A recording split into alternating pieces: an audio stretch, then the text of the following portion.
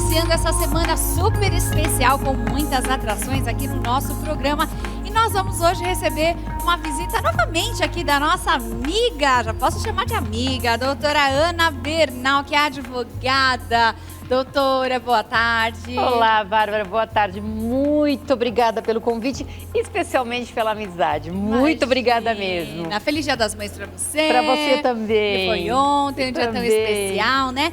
Nós vamos falar hoje sobre um assunto diferente, hein, doutora? Eu nunca tinha ouvido falar e eu acho que vai ser super interessante para você também que está em casa. Você já ouviu falar sobre estelionato sentimental?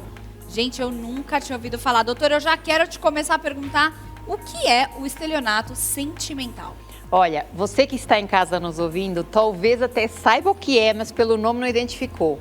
Rapidamente você vai identificar: golpe do amor. Nada mais é, Bárbara, quando duas pessoas se envolvem, onde uma delas apenas visa o dinheiro, o favorecimento para ele ou para outra.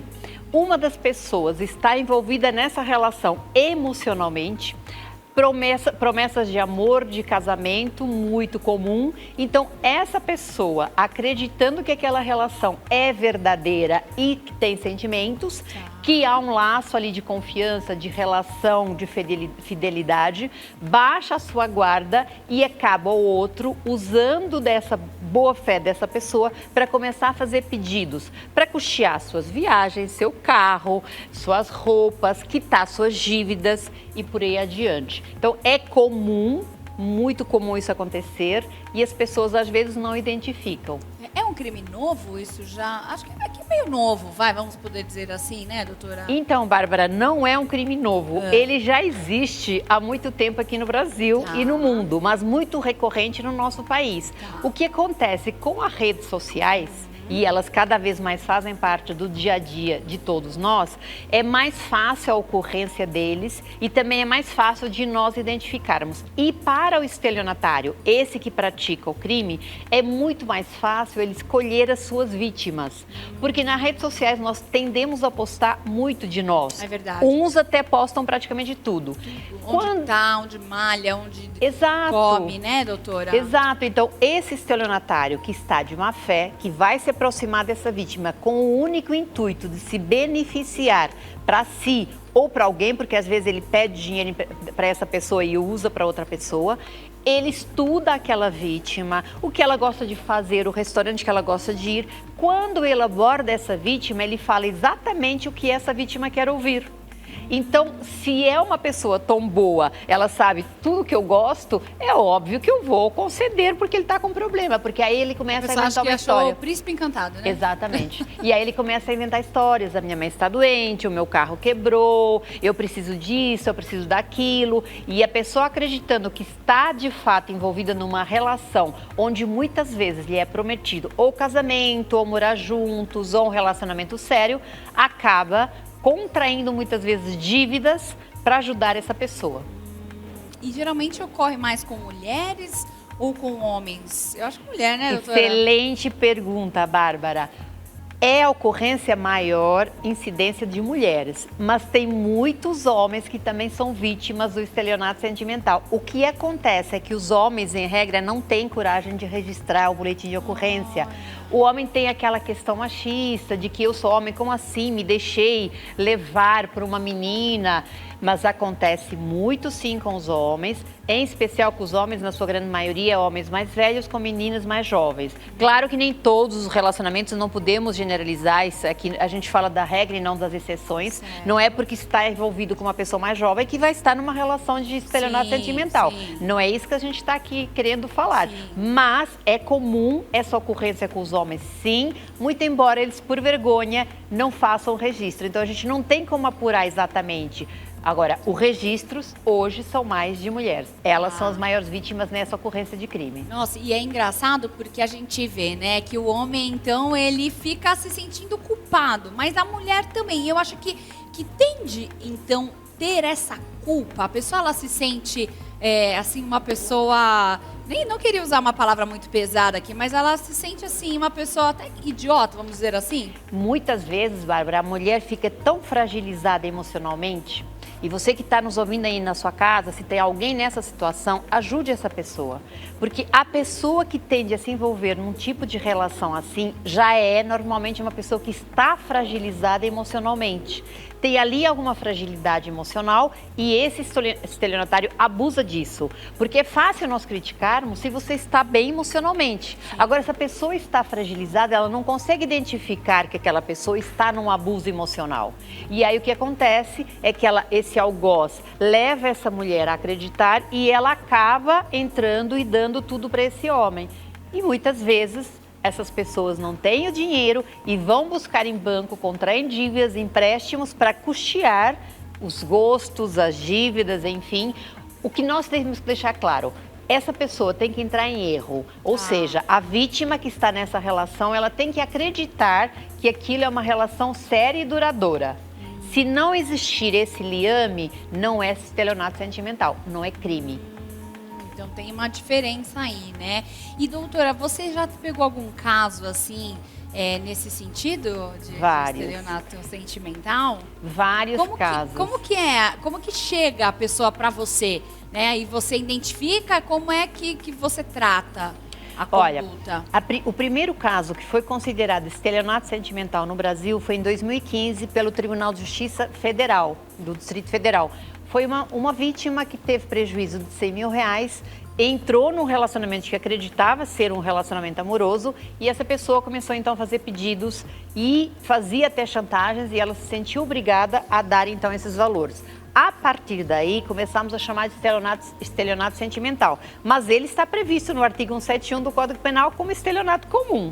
Quando nós conseguimos identificar, é mais fácil, por quê? Porque ao registrar uma ocorrência, a pessoa, que, como você falou, ela se sente tão debilitada, tão idiota, que não deve se sentir, mas a pessoa se sente, que ela fala assim, mas eu vou fazer um boletim de ocorrência por algo que eu fiz errado. Não, você não fez nada errado. Quem fez errado foi o estelionatário, que te levou em erro. Você simplesmente acreditou que estava numa relação verdadeira, onde há fidelidade, onde há verdade, e essa pessoa não estava com essa boa fé. E por isso você caiu nesse golpe. Então, essas pessoas chegam para nós, Bárbara, muito fragilizadas psicologicamente. O maior prejuízo, muitas vezes, é o patrimonial? Sim. Recentemente, recebemos uma vítima no escritório que ela teve um prejuízo de R$250 mil.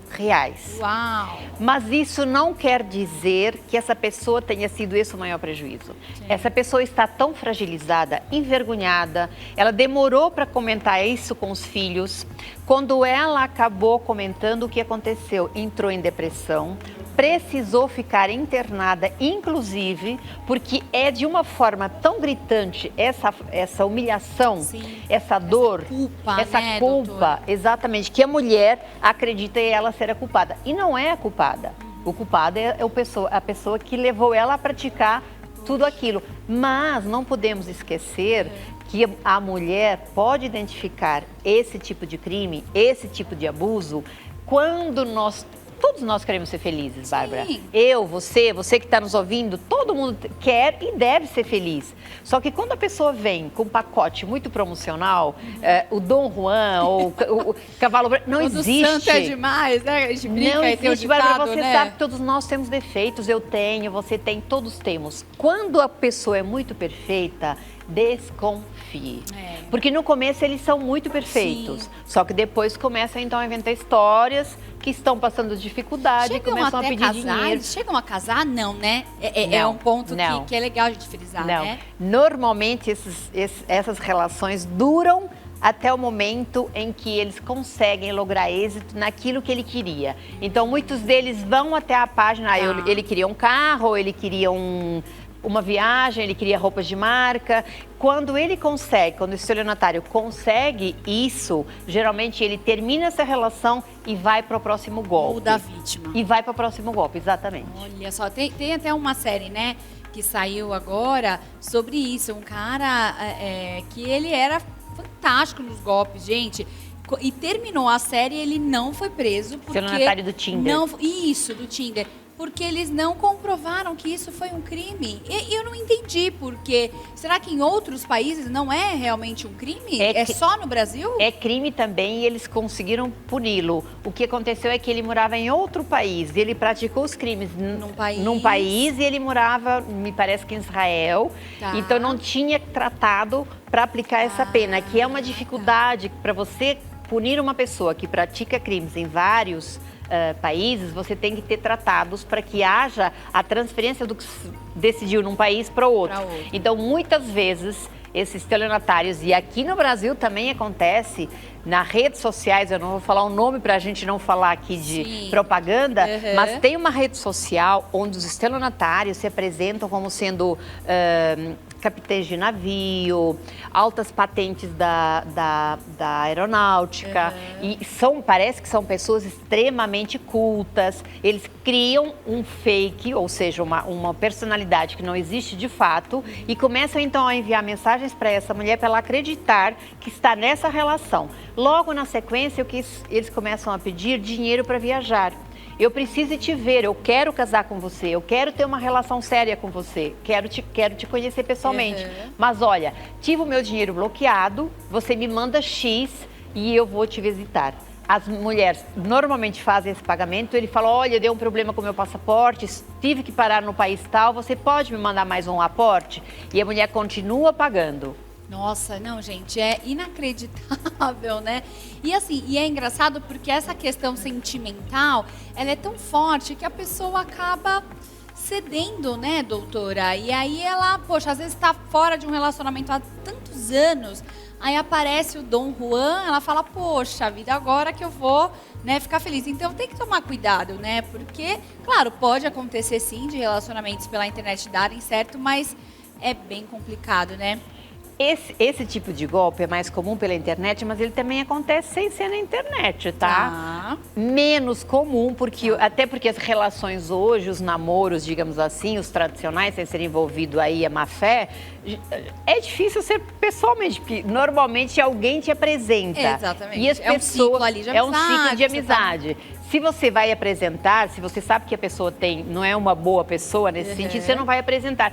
No entanto, acontece. Mais raro, mas a mulher, assim como o homem, tem que saber.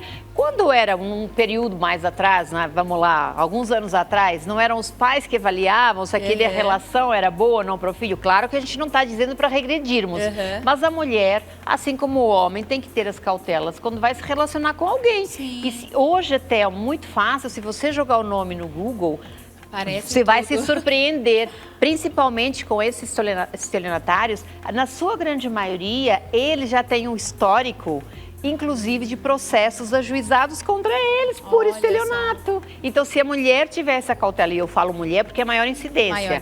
Dissemos naquela hora que o homem também pode ser vítima. Tiver essa cautela, ela pode minimizar aí um grande risco para ela. Olha só. Olha, o Renato tem uma pergunta, doutora, para fazer para você. Fala, meu amigo. Doutora Ana, primeiramente quero te dar, né, o Feliz Dia das Mães pela data de ontem. E eu quero te fazer uma pergunta. Esses tipos de relacionamentos, eles costumam ser longos ou rápidos? Renato, obrigada. Obrigada pelo carinho do Dia das Mães. Para você que está em casa também, um Feliz Dia das Mães, embora um dia depois. Uma excelente pergunta, Renato.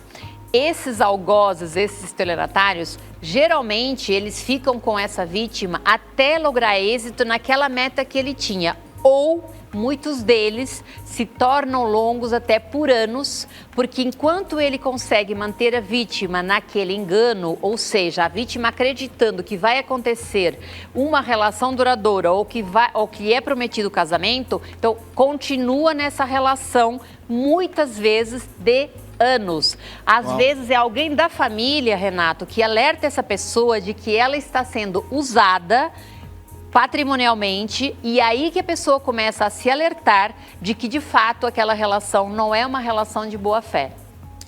E doutora, só ocorre com vítimas que têm dinheiro? Esse também é um erro comum, as pessoas pensarem que só acontece com mulheres ou com homens que têm muito dinheiro. Não é assim. Muitas dessas vítimas fazem empréstimos para custear esse pedido de dinheiro, vendem a sua casa, contraem dívidas e depois sequer sabem e não têm como pagar essas dívidas. Acabam se endividando por conta disso. Então, não é só a pessoa que tem pouco ou muito dinheiro. Isso não importa para o estelionatário. O que ele visa nessa vítima? Exclusivamente uma pessoa fragilizada psicologicamente. Isso é o ponto que ele vai avaliar. Se ela está fragilizada, ele sabe que vai conseguir lograr êxito naquele seu golpe. E essa prática, ela é comum aqui no nosso país, doutora? Muito comum, Renato. É um crime já muito antigo, que virou uma nova roupagem, como eu falei agora há pouco, em 2015, mas cada vez vem tendo mais incidência pela facilidade das redes sociais, como eu falei. Primeiro que a vítima posta mais coisas, é muito mais fácil esse estelionatário identificar essas vítimas e muito mais fácil também dessa mulher acabar se cruzando com essas pessoas, principalmente no site de relacionamento. Não estou falando mal contra os sites de relacionamento. Tem pessoas que falaram que se casaram, que estão felizes. Mas, quando nós não conhecemos o histórico dessa pessoa, cautelas há de haver. Principalmente de pesquisar um pouco sobre essa pessoa. Nomeadamente no Google, como falamos agora há pouco. Tá bom, obrigado, doutora. Foi um prazer, Renato. Prazer é todo meu. É, porque a gente tem muitas dúvidas, né? Porque é um assunto realmente que a gente precisa falar, totalmente relevante. E às vezes a pessoa agora identificou. Alguém está nos assistindo e fala, poxa, eu estou passando por isso. O que eu preciso fazer? Qual que é o primeiro passo que essa pessoa deve tomar, doutora? Então vamos lá. Você que foi vítima ou conhece alguém que foi vítima, você tem duas possibilidades de punir esse agressor. Primeira, responsabilidade civil. Tudo que é subtraído do teu patrimônio de forma violenta, que é o caso, houve ali uma fraude, você tem direito a uma reparação. Não só pelo que você tiraram do teu patrimônio, mas pela dor que você sentiu. Artigo 86 do Código Civil. Reparar o dano que você causou àquela pessoa. Nós falamos lá atrás que o dano psicológico é muito grande. Então, esse dano há de ser reparado. Primeiro, esfera criminal. Segundo, na esfera criminal, o artigo 171 do Código Penal, a pena é de 1 a 5 anos e se a pessoa for mais velha de 60 anos, que é comum... pessoas de idade sofrerem esse golpe, a pena é em dobro. Aí vai haver um inquérito e essa pessoa vai ser punida. Aí a pessoa me fala, mas eu estou com vergonha, eu não quero registrar. Isso é um erro. Primeiro porque você é vítima, você não é o criminoso, não é a criminosa. Segundo ponto, quando você faz esse registro de ocorrência, esse estelionatário, no próximo relacionamento, se alguém consultar, já está lá o registro. Mas geralmente eles usam os nomes verdadeiros? Muitos deles usam nomes verdadeiros. Mesmo? Alguns usam um nome fictício numa questão temporária, porque como eles precisam lograr êxito nesse golpe, então ele vai dar conta bancária para ela fazer depósito.